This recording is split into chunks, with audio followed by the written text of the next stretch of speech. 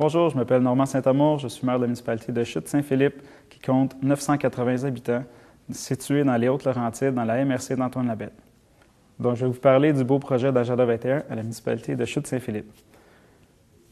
Élu en 2009, la nouvelle équipe que nous sommes, nous avons été conscientisés donc aux problèmes économiques, problèmes sociaux, problèmes environnementaux qui étaient présents dans la municipalité.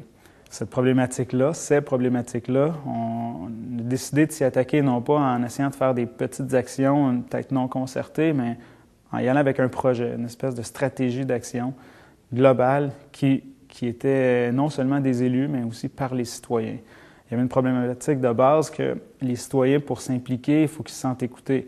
L'entité du conseil municipal, la problématique, c'est que les décisions sont prises à l'avance. Donc, l'implication citoyenne, le sentiment d'appartenir à la décision, il est un peu absent.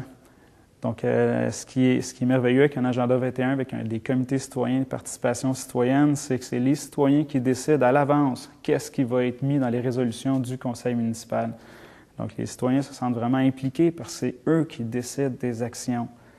Évidemment que pour une municipalité, pour les élus, il faut accepter de laisser aller le pouvoir, laisser aller le sens des décisions à une volonté citoyenne.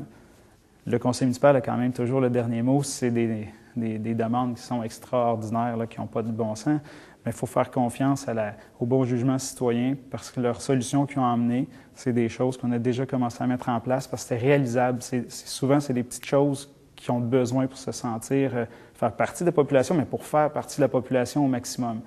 Donc, présentement, on a municipalisé l'église, on a donné un point de contact Internet haute vitesse parce que dans nos régions, c'est pas encore rendu la haute vitesse. Puis, donc, on a donné ce point de contact-là qui est essentiel pour nos villégiateurs et pour nos résidents qui sont plus éloignés du noyau villageois. Donc, on a amélioré le bulletin municipal et on a installé des panneaux d'information pour faire connaître les beautés et les points d'attraction du village et les services sur les lieux.